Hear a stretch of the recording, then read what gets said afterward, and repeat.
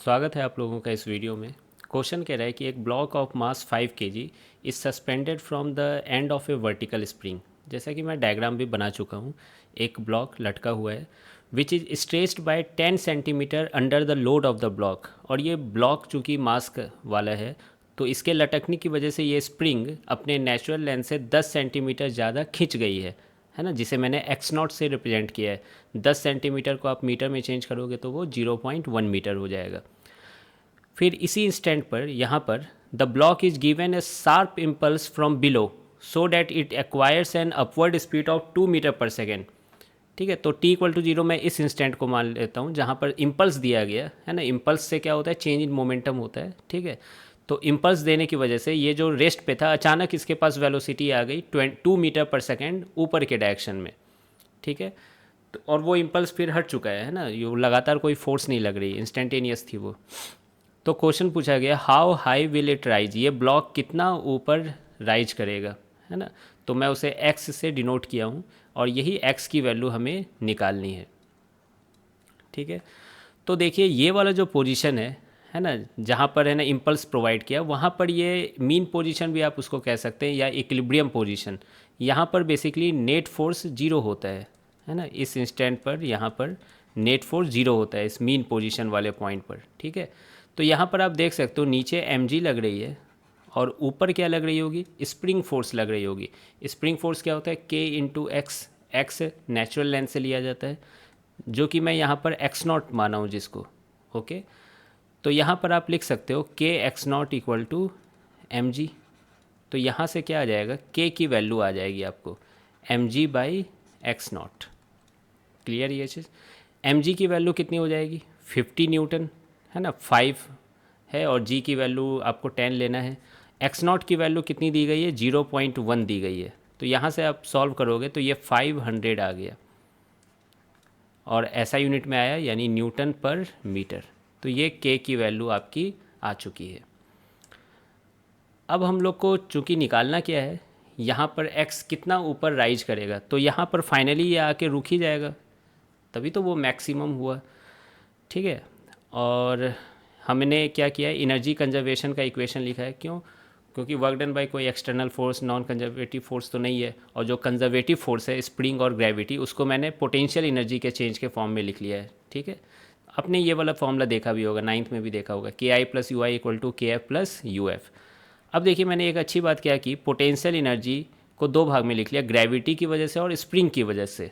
ठीक है, ताकि मिस ना हो कोई चीज़, है ना। तो शुरुआती दिनों में आपको ये सब चीज़ें करनी चाहिए, है ना, ताकि परफेक्शन आए, मतलब कहीं पर भी मिस होने का कोई चांस ना बने। खैर आगे देखते हैं। इनिशियल काइनेटिक एनर्जी आप क्या लिखोगे, हाफ एम यू स्क्वायर, है ना। डाटा मैं बाद में पुट कर लूँगा, half m u square. Initial gravitational potential energy, अब देखिए ग्रेविटेशनल पोटेंशियल एनर्जी की क्या है कि उसके लिए आपको एक रेफरेंस लेवल मानना होता है। तो मैं सबसे नीचे वाले लेवल को ही रेफरेंस मान लेता हूँ और यहाँ पर मैं पोटेंशियल एनर्जी ग्रेविटी की क्या मान लेता हूँ, जीरो मान लेता हूँ। क्लियर है ये चीज़। तो इसके ऊपर एम होगा, नीचे माइनस एम होता है। तो अब बताइए ग्रेविटी की पोटेंशियल एनर्जी क्या हो गई, जीरो हो गई। स्प्रिंग की पोटेंशियल एनर्जी क्या होगी, तो स्प्रिंग की पोटेंशियल एनर्जी देखिए हाफ की एक्स स्क्वायर लेते हैं, है ना। मीन पोजीशन पे वहाँ पे रेफरेंस लिया जाता है, सॉरी मीन कह रहा हूँ, नेचुरल लेंथ पे लिया जाता है। तो half K x not square, half K x not square, X not natural length से है। क्लियर ये चीज़। Equal to final kinetic energy क्या है, जीरो है, क्योंकि ये यहाँ पे रुक गई है।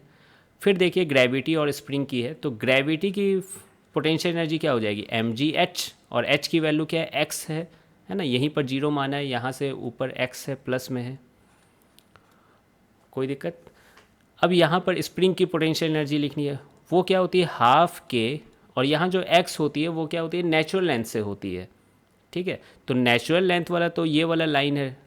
क्लियर, और आपने एक्स ये माना है और ये एक्स नॉट है, तो ये वाला लेंथ कितना हो जाएगा, obviously x minus x not हो जाएगा,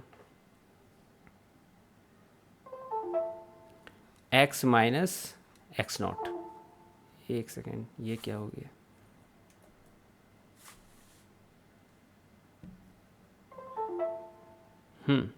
एक्स माइनस एक्स नॉट। क्या यहाँ तक कोई दिक्कत, तो मैं यहाँ पर लिख दे रहा हूँ half K x minus x not का होल स्क्वायर।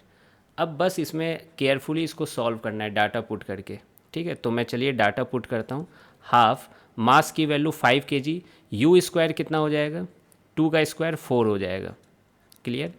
उसी तरह हाफ के की वैल्यू कितनी हो जाएगी, 500 दी गई है और एक्स नॉट की वैल्यू 0.1 है, तो 0.1 का स्क्वायर यानी 0.1 मतलब 1/10, तो 1/10 का स्क्वायर 1/100 हो जाएगा। ये देखिएगा अभी कटेगा भी, है ना। आगे देखते हैं एम जी एक्स, मास कितनी है 5 है, जी 10 है तो 50 हो जाएगा, इंटू एक्स, एक्स ही तो निकालना है मुझे, प्लस हाफ के की वैल्यू कितनी हो जाएगी, हाफ इंटू 500। अब देखिए ये a माइनस बी का होल स्क्वायर है, इसको थोड़ा एक्सपेंड कर लेते हैं, सही रहेगा। X square plus x not square minus 2x x naught, है ना, a square plus b square minus 2ab। अब देखिए एक्स नॉट की वैल्यू हम लोग 1/10 अभी रखने वाले हैं। खैर इसको सॉल्व कीजिए, 5 2 10 बन जाएगा, ये हो जाएगा आपको 0 0 कट गया, 2.5 हो गया ये, इक्वल टू ये 50x हो गया। मैं एक सेकेंड मेथड भी बताऊंगा, अभी देखिएगा इसको। ये 1/2 इंटू 500 250 हो गया, तो इससे मल्टीप्लाई होकर 250x स्क्वायर हो जाएगा। फिर ये एक्स नॉट स्क्वायर 1/100 हो जाएगा, तो 250 इंटू 1/100, इसको लिख दूँ क्या, 2.5 ही लिख देता हूँ एक लाइन में, 2.5 हो गया, माइनस 250 इंटू एक्स नॉट की वैल्यू क्या है यहाँ पे 1/10 है। ठीक है, तो ये 1/5 हो गया, 5 से 5 कट जाएगा, ये आपको आ गया 50 आ गया, 50x। तो आई होप कि आपको ये यहाँ तक समझ में आ चुका है। अब देखिए 2.5 से 2.5 कट गया, 50x से माइनस 50x कट गया, मज़ा ही आ गया। तो देखिए एक्स स्क्वायर की वैल्यू कितनी हो गई, 10/250, यानी कि 1/25, ये एक्स स्क्वायर की वैल्यू है। तो ऑफ कोर्स एक्स की वैल्यू कितनी आ जाएगी, 1/5। ठीक है, मैं माइनस को नेगलेक्ट कर रहा हूँ, क्यों माइनस को नेगलेक्ट कर रहा हूँ, वो भी आंसर है, वो ये ऊपर की बात हो रही है, यहाँ पर फिर वापस नीचे जब आएगा ना, तो वहाँ पर है ना x इक्वल टू -1/5 होगी, यानी फाइनल वेलोसिटी 0 सिर्फ ऊपर ही नहीं है, वो नीचे भी है ना। थोड़ी देर बाद ये यहाँ रुकेगा तो यहाँ रुका हुआ नहीं रहेगा, वो वापस नीचे आएगा, ऑसिलेशन जैसा होगा। तो खैर इतना आपको समझने की ज़रूरत नहीं है। x की वैल्यू 1/5 मीटर आ गई। आप इसको चाहो तो सेंटीमीटर में चेंज कर लो, क्योंकि आंसर की में सेंटीमीटर है, तो 1/5 मीटर, 1 मीटर में 100 सेंटीमीटर होते हैं, तो ये 20 सेंटीमीटर आ चुका है। तो आई होप कि आपको ये बात समझ में आ गई होगी। अब मैं एक मेथड 2 बताना चाह रहा हूँ। ठीक है, ये उन बच्चों के लिए जो क्लास 12 में है या 13th में है, या यूँ समझ लीजिए जिन्होंने SHM चैप्टर पढ़ रखी है। ठीक है, उनको ये चीज़ समझ में आएगी। 11th वाले को अभी दिक्कत होगी जो वर्क एनर्जी अभी पढ़ रहे हैं। तो देखिए मैं क्या कहना चाह रहा हूँ कि ये मीन पोजीशन ही है ना, ये ऑसिलेट करेगा ऊपर नीचे जाके। मीन पोजीशन पे याद कीजिए वेलोसिटी जो होती है वो मैक्सिमम होती थी, और इस मैक्सिमम वेलोसिटी की वैल्यू क्या होती थी याद है, ए ओमेगा, है ना। ए क्या है, एम्पलीट्यूड है। अब देखिए एम्पलीट्यूड क्या होता है, मीन पोजीशन से एक्सट्रीम पोजीशन की दूरी, ये मीन पोजीशन है और फाइनली ये रुक गया है, तो क्या शायद यही एक्सट्रीम पोजीशन होगा। और यही एम्पलीट्यूड को मैं किससे रिप्रेजेंट किया हूँ, एक्स से रिप्रेजेंट किया हूँ। और ओमेगा स्प्रिंग मास सिस्टम का याद होगा, जो इस टाइप के सिंपल स्प्रिंग मास सिस्टम होते थे, √k/m आता था, याद है, टाइम पीरियड 2 पे √m/k, तो उसी से √k/m। और ये v की वैल्यू कितनी है, 2 मीटर पर सेकेंड है। तो अब आप इसको सॉल्व कर लीजिए, तो x की वैल्यू आ जाएगी 2 √m/k। ठीक है, इसको सॉल्व करते हैं, देखते हैं क्या आता है। मास की वैल्यू कितनी है, मास की वैल्यू 5 kg और k की वैल्यू कितनी है 500। तो आप देख सकते हो x की वैल्यू जो आ रही है 1/100 का स्क्वायर रूट 1/10 हो जाएगा, तो ये 2/10 मीटर आ रहा है, यानी 20 सेंटीमीटर। देख रहे हैं कितना सिंपल तरीके से ये आंसर आ गया। तो हाँ, ये आप जब SHM पढ़ लोगे तो इतना शॉर्टकट भी आप ये सब चीज़ें कर पाओगे, है ना। वैसे बेसिक मेथड तो यही है वर्क पावर एनर्जी का, जो इतना लेंदी गया है ना। तो इसको मैं मेथड 1 कह देता हूँ। तो आई होप कि आपको ये सब बातें समझ में आई होगी, है ना। मिलते हैं फिर नेक्स्ट वीडियो में।